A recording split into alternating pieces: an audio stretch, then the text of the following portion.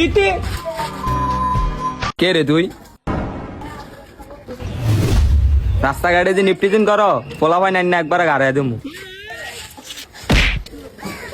রক্ত